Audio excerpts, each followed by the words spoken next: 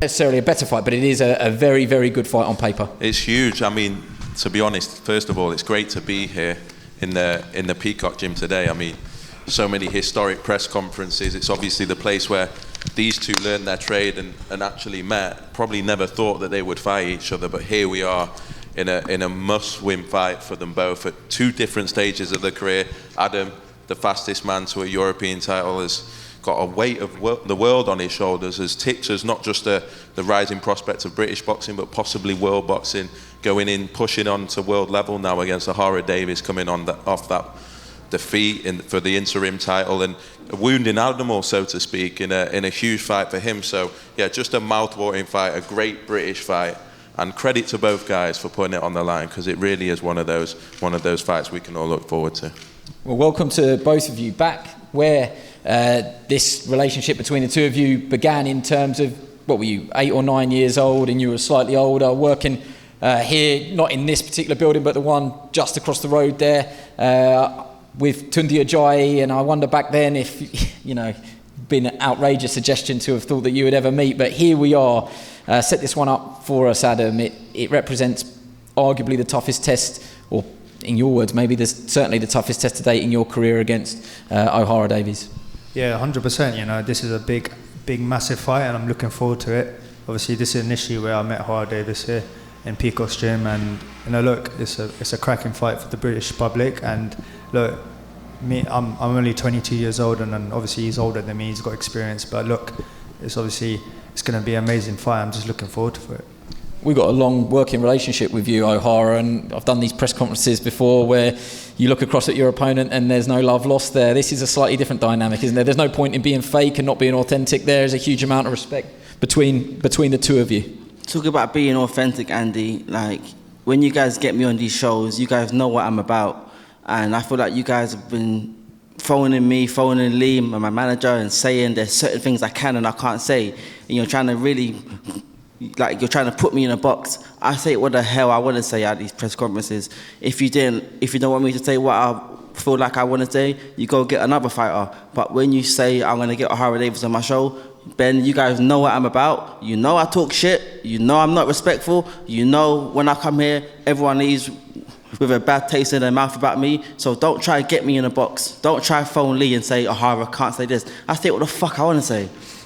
Now, to the media, I want none of you people coming to me afterwards to ask me for no interviews. Because after I lost my last fight, all you people, no one phoned me, no one sent me no text. Only Lewis at Boxing Social phoned me, text me. All you other media people, no one come. How's Ohara doing? All you guys go online, Ohara got stopped in the first round. Fuck all you people. I'm gonna fuck about any of you media people. All you people, when I'm done here, don't come up to me and ask me for no interview. Don't phone me, don't text me, don't ask me for no interview. Because after my last fight, all you people went and spoke some shit about me. And after this fight, no one phoned me, no one texted me. But I've got a bad taste in my mouth about all you people. And after this, all you people are going to leave with a bad taste in your mouth about me. Now, talking to Ben, listen, I'm not finished yet. If you guys want me here, I want to say what I want to say. If you don't want this live, don't put me live. I told you guys before I sat here that I'm going to talk some shit. If you don't want me live, you can cut me off. If you want to cut off the mic, you can cut off the mic.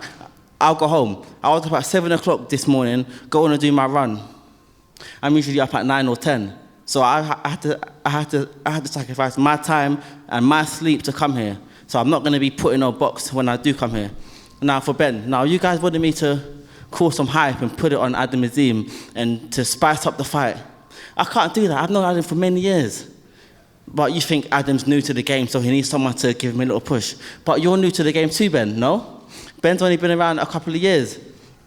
And you've got a lot to learn also, Ben, because you making this fight was the stupidest move you could have made. I don't know who the fuck convinced you to make this fight happen.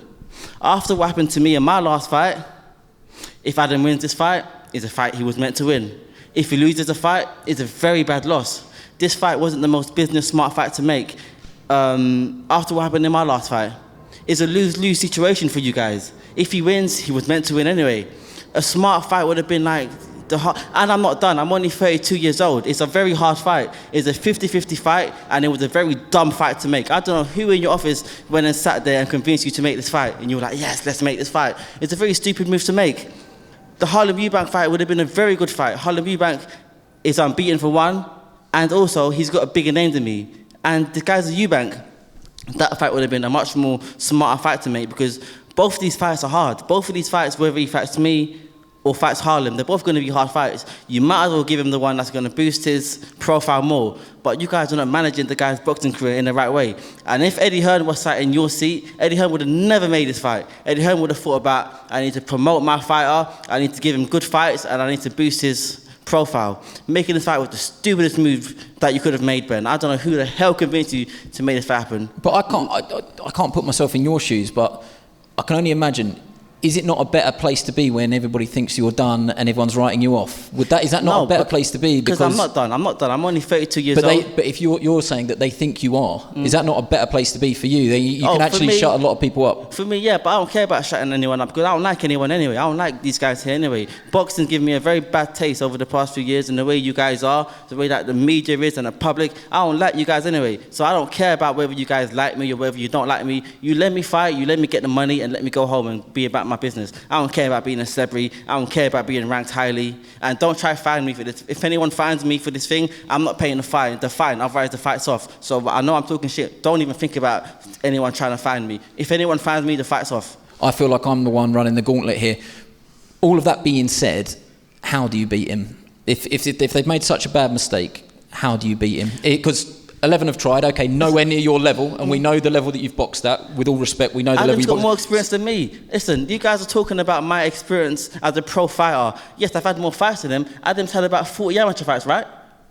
No, I had 75 amateur fights. Exactly, he has 75 amateur fights. I had 18 amateur fights. So when you're talking about the experience in the boxing ring, Adam is much more experienced than I am. So I'm not going to be deceived by, I've got more experience than him. I don't. I might be older than him, but that's about it. It's the level you've boxed at, though, more. It don't matter. He's got a good coach, and, where is Shane? Where is Shane? Shane's somewhere here. Shane or Jack, his manager. Anyway, I've got a present for you guys, yeah? I've got a present for you guys. I think I know. If you guys give me some... I think I might know what it is. Yeah. But I'm sorry, but I'm not going to take it. If you're going to give it to me, I'm not going to take it. Absolutely, I'm not giving it to you. Listen, okay, Adam, me and you have been friends for many years. Yeah. I'm not saying anything bad about you. Yeah, listen, me and you have been friends. I respect you and your family and your dad. I've got a present. For me. Of course, I've got a present for Shane. Where is Shane? I spoke to him earlier, so I know he's here. I've got a book from Carl Frampton, hand-signed by Mr. Carl Frampton himself. For Shane or Jack or Jay, where they at? Come on, I didn't get this gift for no reason. All right, I just want to say, look, if you're going to respect, obviously I've got respect for you, you respect me, but please respect my team. Because you know what, last week you respected Shane, that's what I'm asking for, respect. Because obviously that's what I'm saying, look, we're selling the fight, us two are just selling the fight, because what we are, we're a big name, we're selling the fight. We don't need no book, we don't need nothing about this, we just, look, You're down to business. We're both down to business. There's no reason to obviously bring Shane's up because we're all respectful here. Yeah. So I'm just respecting you as a brother because we are very respectful, Adam. Just please, but we're building this fight with each other because you know what? We've got a big name. We can build up just like that. We don't need Shane. We don't need this book. We're all together. We're working together as a big fight. So let's just build this fight and let's enjoy the moment. Okay? Absolutely. We are very. That's how it is between me and you and your family. But I saw Shane earlier, he was calm, he was very nice to me, he shook my hand, and I feel like, wow, this guy's actually a nice guy, even though we've had our differences. But I've heard he's been talking so much shit about me over the past few weeks, and I don't want it to be a thing where he comes in my face and he's nice and respectful, but then he goes home, and then behind closed doors, he says I'm a cunt. So in terms of what he's been saying to other people that you don't know about, he's been calling me a cunt. I think he's a cunt too. All I'm going to say is, let a lot go. Apologies, that. And listen, and you guys know what I'm about. Listen, all you guys know what I'm about. Ohara, you should be happy. Yeah, why should I be happy for? You've got this platform, you've got this opportunity. I've already been on this platform before. Yeah, I've been here before. You've been given a huge money fight, the one that you're very, very confident of winning. If we made a big mistake, you'll be the one laughing after October 19th. I didn't say you made it. I said that you made a mistake in choosing a fight, not because I'm going to beat Adam. You made a mistake in choosing a fight because it's a lose-lose for you guys. Not many fights. Even if Adam does win this fight, it's a lose-lose. There's not much to gain. He should have fought a Harlem Eubank. And the way that you managed his boxing career in you choosing this fight was wrong. This is a huge fight. And you're new to the game, and you're trying to get me to talk shit to Adam. I ain't going to say anything about Adam. This is a huge fight. This is a huge fight for Adam. This is a huge fight for you. You're here because you bring a name.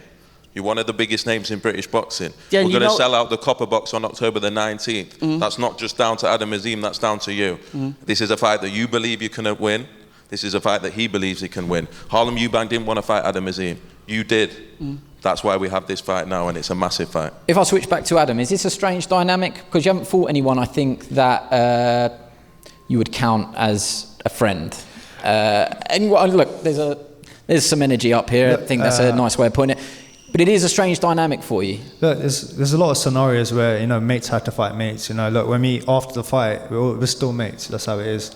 Look, initially, look, I know Ohara for a really long time, but when you get into that ring, it's all down to business. And afterwards, look, I could take him for Nando's afterwards, like he said. We all can be respectful afterwards. But look, like, we can just sell the fight like this. This is like us two like this, not even talking, we just sold the fight.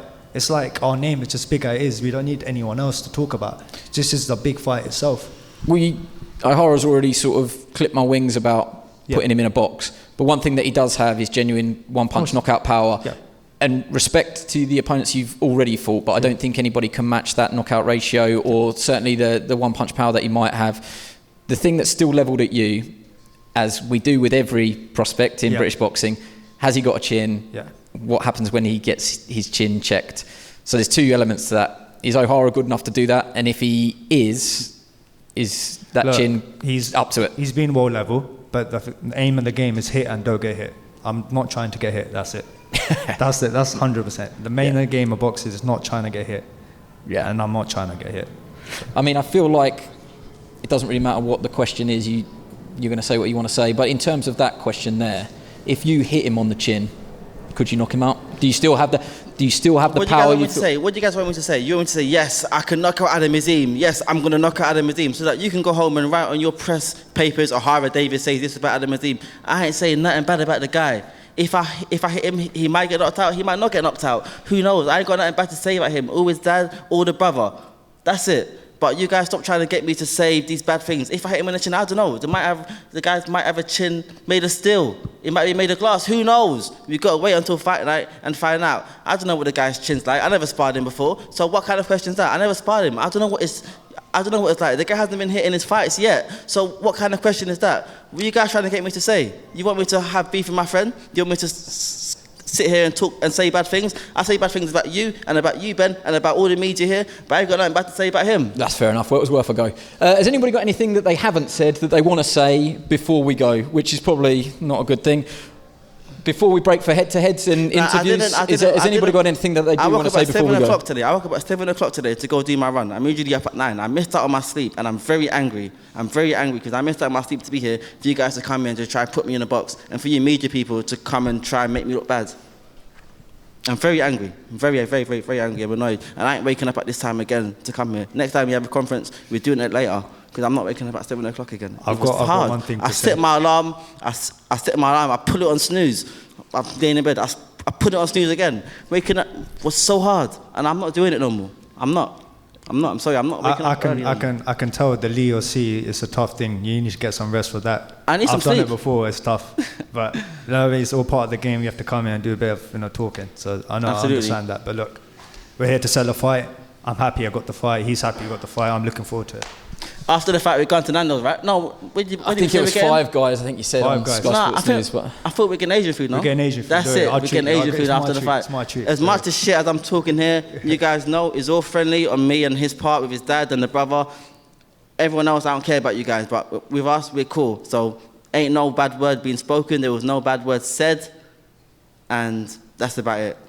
Okay, well that feels like a pretty good place to leave it. Thank you all for coming to today's press conference. There are probably some interviews, whether or not you want to do them, I don't know. We're going to pose for head-to-head now, and we'll move it on. So.